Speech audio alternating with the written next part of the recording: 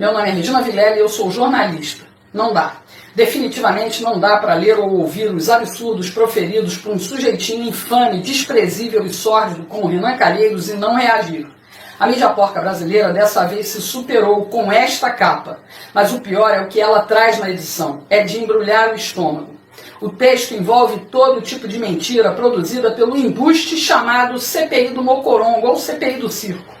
Como um verdadeiro asno que é, o relator se espraia na entrevista propalando inverdades e desinformação. O relatório aponta o presidente Bolsonaro como responsável por tudo que governadores e prefeitos, com aval e cumplicidade dos ministros do STF, causaram.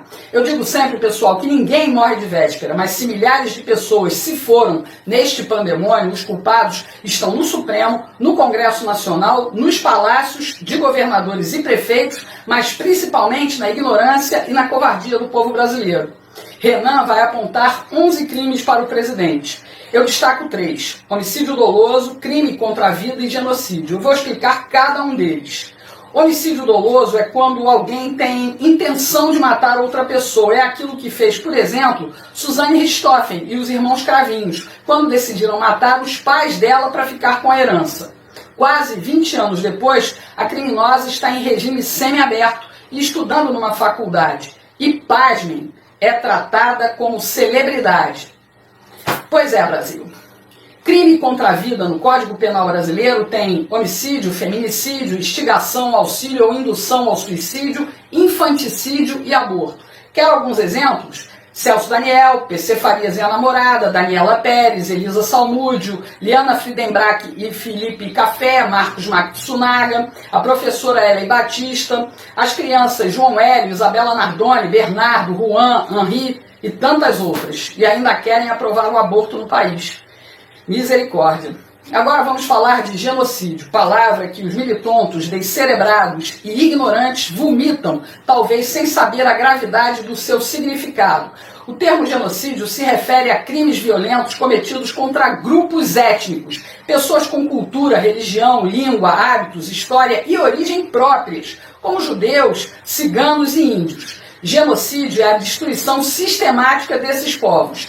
Genocídio, pessoal, é uma palavra nova, um neologismo, uma palavra formada por outras duas. Geno, que em grego significa raça ou tribo. Sídio, sufixo latino para morte ou extermínio. O termo genocídio foi criado em 1944, quando o advogado Rafael Lemkin, um judeu polonês, tentava descrever as atrocidades cometidas pelos nazistas contra os judeus europeus na Segunda Guerra Mundial. O advogado definiu o genocídio como um plano coordenado de diferentes ações visando destruição dos fundamentos essenciais da vida dos grupos nacionais, com o objetivo de aniquilar os próprios grupos.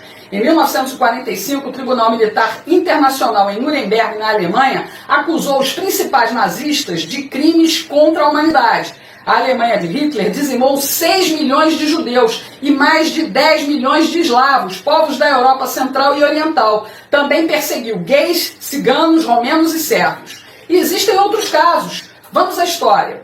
Holodomor é uma palavra ucraniana que descreve morte pela fome. Lutando para se manter longe do Estado Soviético, milhões de ucranianos foram vítimas do Exército Vermelho de Stalin. Na década de 1930, o líder soviético massacrou a população da Ucrânia com intimidação, prisão e execução de milhares de intelectuais, líderes religiosos e até o pessoal do Partido Comunista que defendia a independência da Ucrânia.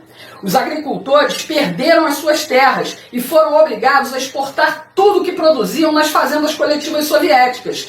Quem não cumpria as metas perdia tudo, inclusive as sementes. Milhões de pessoas na Ucrânia e também no Cazaquistão morreram de fome. Elas contabilizam quase 60 milhões de vítimas do comunismo russo.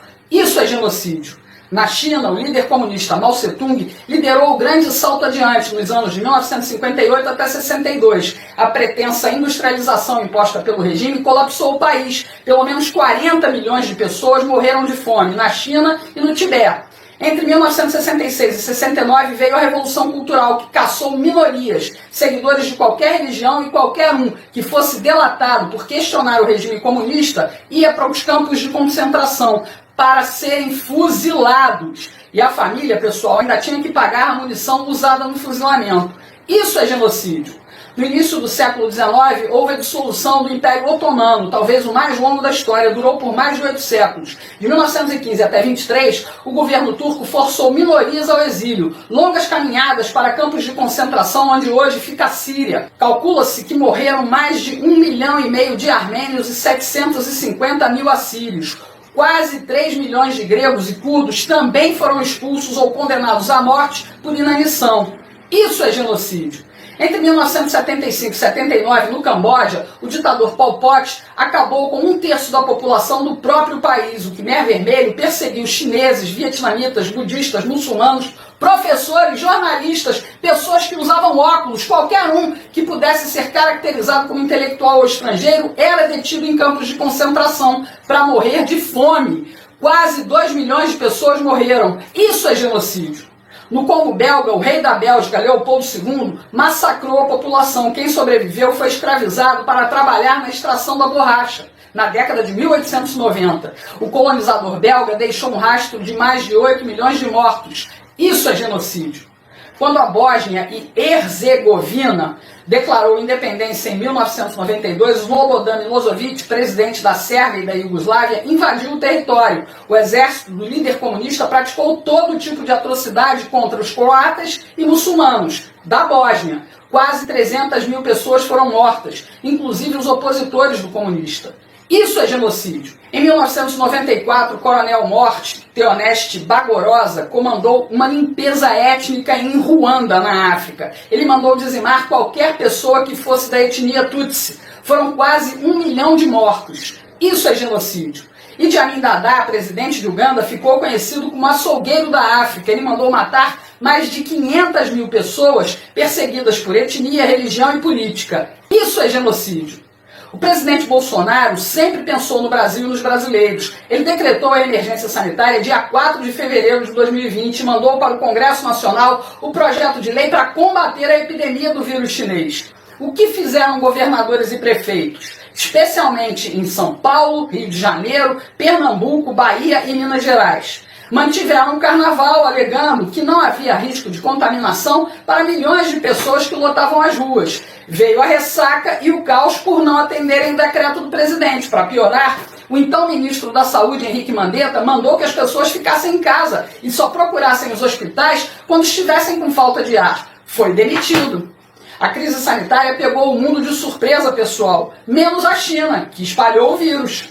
O STF ainda determinou que só governadores e prefeitos podiam gerenciar a saúde, obrigando o governo federal a abrir o cofre para estados e municípios. Opa! Foi a oportunidade que eles tinham de aproveitar e botar a mão no dinheiro, já que o Bolsonaro fechou as torneiras da corrupção no governo federal quando tomou posse. Mas nos estados assistimos à festa da roubalheira, com compras superfaturadas e insumos e respiradores, além de hospitais de campanha caríssimos que nunca foram usados. Sem falar na política do fecha tudo e fica em casa. Milhares de empresas quebraram, as pessoas foram demitidas. A economia só não quebrou de vez por causa do governo federal, que injetou bilhões de reais no auxílio emergencial e no crédito para micros, pequenos e médios empresários. Aí veio a história da vacina. Em nenhum momento o presidente se negou a comprar vacinas. Bolsonaro afirmou que assim que a Anvisa, a Agência Nacional de Vigilância Sanitária, aprovasse uma vacina, ela seria comprada e distribuída, como foi, e sem pagar propina nenhuma. Isso a CPI não investigou. O presidente sempre assegurou que as pessoas que quisessem teriam vacinas disponíveis e assim tem sido. Qualquer um que quiser tomar o líquido ainda na fase experimental pode ser vacinado num posto do SUS.